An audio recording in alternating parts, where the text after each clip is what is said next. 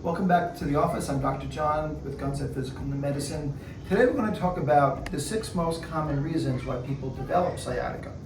Number 1 is a disc injury, such as the protruded, the bulging, the herniated, or the extruded disc.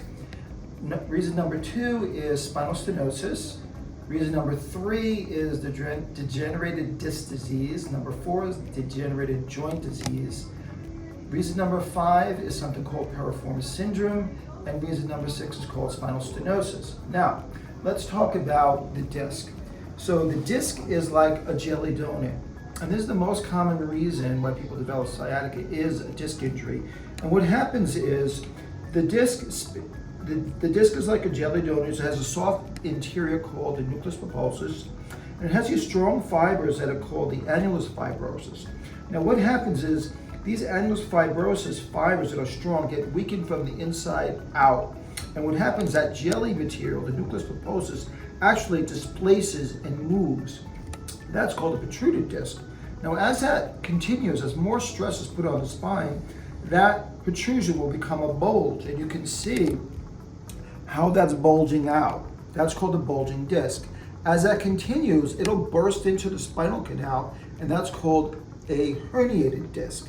As that continues, this disc can rip, and the nucleus pulposus, that jelly-like material, will start leaking out, and that's called an extruded disc. Other ways, as we mentioned, sciatica will develop is something called stenosis. Stenosis is a fancy term that means narrowing of an opening, and they're talking about 3 openings. They're talking about the neuroforamina, they're talking about the spinal canal, or the central canal where the spinal cord is, and they're talking about this region between the spinal cord and the foramina called the lateral recess. So what happens, this disc bulge starts pushing into those areas, either the foramina, which is foraminal stenosis, or the spinal cord, which is central canal stenosis, or the lateral recess, which is lateral recess stenosis. Other ways sciatica developed is, as I mentioned before, degenerated disc disease and degenerated joint disease. Remember, the disc is the spacer between the vertebra. So what happens with degenerated disc disease is that disc can't perform its function anymore and starts to flatten or dehydrate. So the disc actually flattens and dehydrates because it's mostly water. So it dehydrates, and it's also called a desiccated disc, which means a dehydrated disc. And that happens from natural wear and tear on the spine.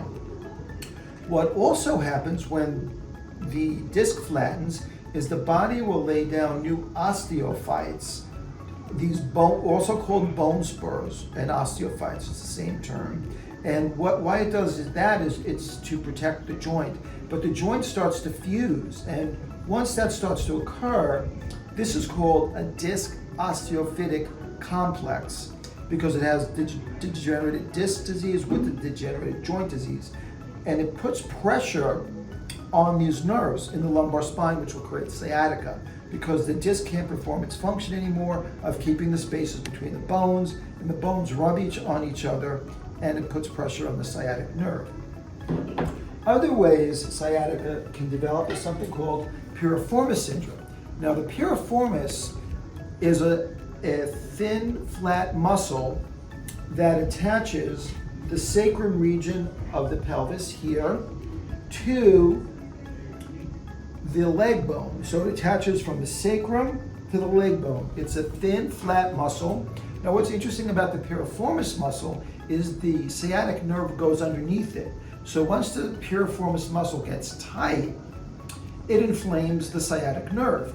And it usually gets tight from overuse, like exercise or sitting for long periods of time. Other ways, the 6th way sciatica develops is something called subluxation in the lumbar spine. So subluxation means the vertebra has misaligned and moved backwards, and when it moves backwards or posteriorly and then rotates, it puts pressure on the nerve roots that form the sciatic nerve. I'm Dr. John from Gonstead Physical Medicine. It's a pleasure. I look forward to seeing you in the next video.